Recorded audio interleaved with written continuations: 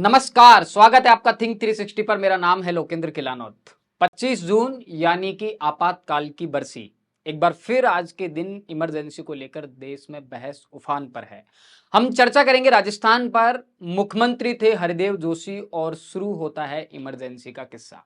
25 जून को दिल्ली में जिस वक्त प्रधानमंत्री निवास में अधिकारी इमरजेंसी के दस्तावेज तैयार कर रहे थे, उस वक्त राजस्थान की राजधानी जयपुर में मुख्यमंत्री निवास में खुद मुख्यमंत्री मौजूद नहीं थे। दिल्ली में सब तय हो चुका था और बात यह चल रही थी कि सुबह होते ही किस किस नेता को गिरफ्तार करके जेल में डाल देना है।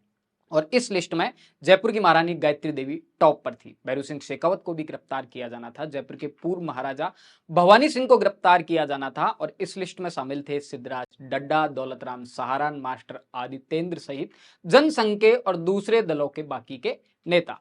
लेकिन बिना राजस्थान के मुख्यमंत्री को सूचना के ये सब कैसे हो? तय हुआ कि फटाफट से राजस्थान के मुख्यमंत्री को प्रधानमंत्री का मैसेज भिजवा दिया जाए कि अब बस कुछ घंटों बाद ही देश में इमरजेंसी लगने वाली है।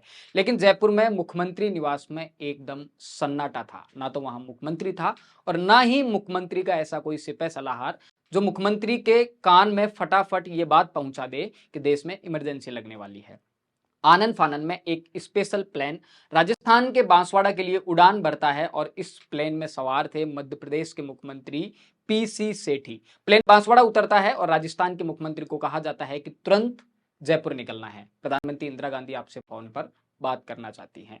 ये 1975 का दौर था जब बांसवाड़ा जैसे शहर में फोन की सुविधा नहीं हुआ करती थी और महज एक फोन के लिए राजस्थान के मुख्यमंत्री को न केवल स्पेशल प्लेन भेजा जाता है बल्कि बांसवाड़ा की जयपुर से दूरी भी कोई 500 किलोमीटर है।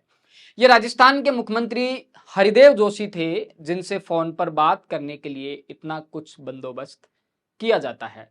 जब हरिदेव जोशी ने 500 किलोमीटर दूर जयपुर चलने के लिए कहा तो एक बार तो हरिदेव जोशी बिल्कुल ही असहज हो गए। लेकिन इस हालात में प्रधानमंत्री का एक फोन मतलब साफ था कि कोई बड़ी बात है। दरअसल हरिदेव जोशी का उस हालत में प्लेन में बैठकर जयपुर जाना इसलिए भी थोड़ा मुश्किल था कि जिस वक्त ये सब कुछ हो रहा था उस वक्त मुख्यमंत्री के घर में शहनाई बज रही थी। हरिदेव जोशी अपने घर आए मेहमानों का स्वागत करने में व्यस्त थे और बारात रवानगी की तैयारी थी। जी हाँ, 25 जून को हरिदेव जोशी के बेटे की शादी का कार्यक्रम बांसवाड़ा में चल रहा था।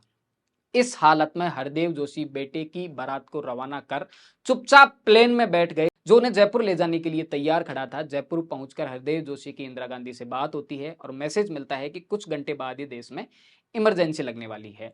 इतना मैसेज सुनकर जोशी फिर से उसी प्लेन में बैठकर बांसवाड़ा के लिए रवाना हो जाते हैं और बेटे की शादी में शामिल भी हो जाते हैं। कहते हैं कि हरदेव जोशी अपने बेटे की शादी में पूरे 6 घंटे गायब रहते हैं और वे किसी को भी एहसास तक नहीं होने देते हैं कि देश में इमरजेंसी लगने वाली है। हरदेव जोशी के बेटे जब अपनी बारात लेकर तोरण पर पहुंचते हैं तो देश में सब कुछ सामान्य था। लेकिन जब अपनी दुल्हन को विदा करवा कर वापस घर पहुंचते हैं तब तक देश में इमरजेंसी लग चुकी होती है। इस घटना का जिक्र विजय भंडारी की किताब है राजस्थान की राजनीति सामंतवाद से जातिवाद के भंवर में विस्तार से किया गया है। राजस्थान से जुड़े ऐसे ही मुद्दों और रोचक किस्सों को जानने समझने के लिए जुड़े रहिए थिंक 360 के साथ। धन्यवाद।